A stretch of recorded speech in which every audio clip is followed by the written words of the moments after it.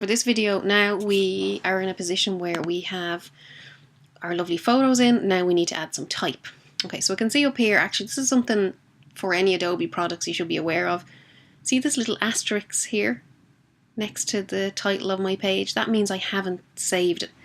So I'm just going to go File, Save, or Command S. Now when it's gone, if you're thinking, have I saved recently? If in doubt, you'll save anyway. That's just a little pointer for you. Just get rid of that. Okay, so what I want to do now is I said to you guys that you should write about the person that you photographed and that you're putting into this this piece. So and I said about no more than 500 words. It can be less than 500 words. I mean, you don't want 10 words. It still should look like a magazine article. But, you know, 400 or 500 words will probably do. At the same time, if you write 600 or 700 and it suits your design and you want to put it all in, that's fine. Get that to work.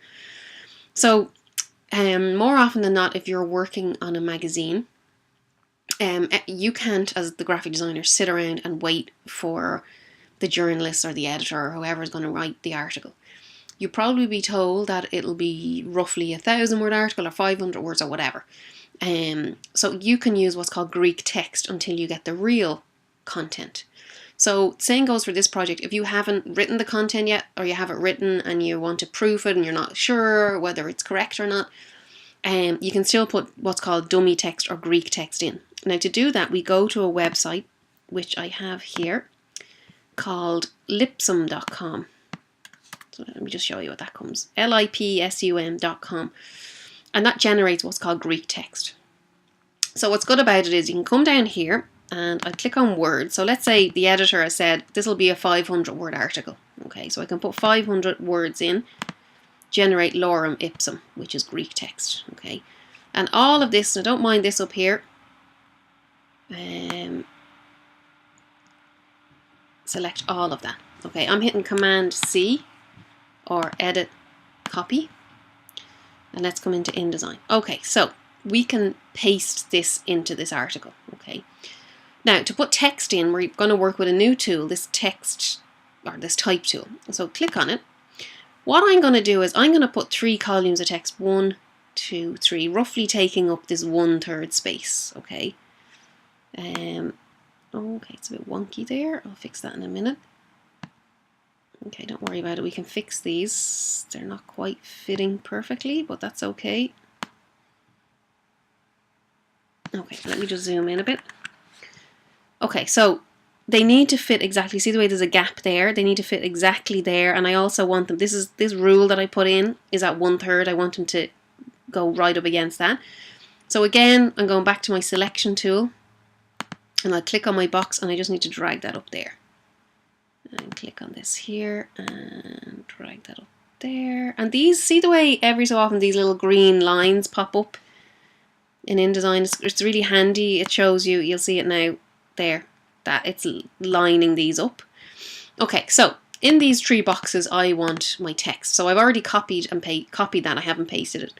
If I go back to my type tool, I'm just going to click in the first box. Okay, so don't worry about the typeface or anything just yet. If I go Edit, Paste. Okay, so this is the start of my Greek text. Okay, now by default a Macintosh, if you're on a Mac, will put it in Minion Pro. It'll be 12-point type by 14-point leading. Leading here, if I hover over that leading, it's the space between the lines of type. Okay, so 12/14 is a regular kind of setting. Okay, when you have 12-point type, you generally have about 14-point leading. Now it's 14.4 here, but in and around 14.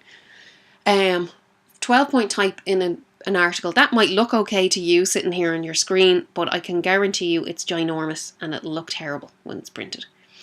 Depending on the typeface, you're talking about around 9-point type. Now that's just a general rule, not a rule, but it's a generalization. If you're using a typeface that looks very tiny at 9-point, you know, you might use 10-point type and 12-point leading. Or some typefaces might even look very big at 9-point. You might go down to 8-point type over 10-point leading. But today, the typeface I'm going to use is News Gothic. which is the typeface that iMagazine uses. And I'm going to use 9./11. And I know that works because I did a little test of it.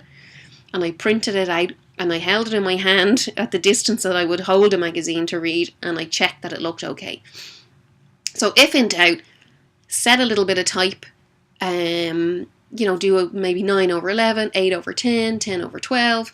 And print it out and look at them and see which one looks the best. Okay. But for now, we're using News Gothic 9-point type and 11-point leading. Okay. So we have all our type in here. We need to select it all. Now the easiest way in InDesign to select all your type, if you just click somewhere in this box. I don't know if you can hear. I'm clicking a few times. How many times is it? 1, 2, 3.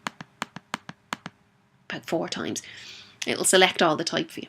So up here, if you change it to News Gothic, if you don't have News Gothic, pick something else off your machine. Something simple. Helvetica. 9/11 would do. You'll definitely have Helvetica on your computer. I think you should anyway. So News Gothic, regular. We'll make this figure here 9-point. So if you hover over there, that's your font size. Oh look, it hasn't selected everything. Not to worry. And we want here 11-point leading. Okay.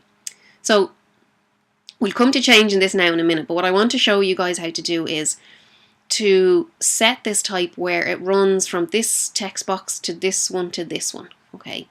The way you do that is you come back up to this selection tool.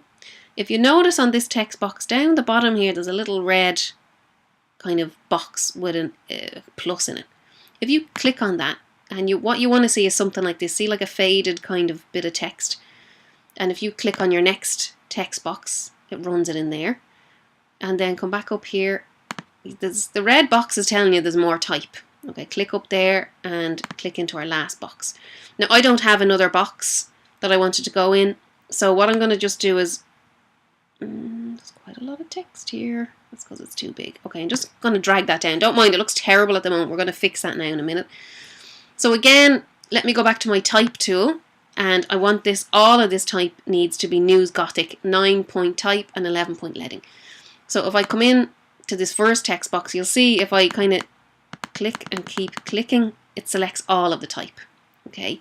So up here, we'll go again. Let's find News Gothic. News KLM.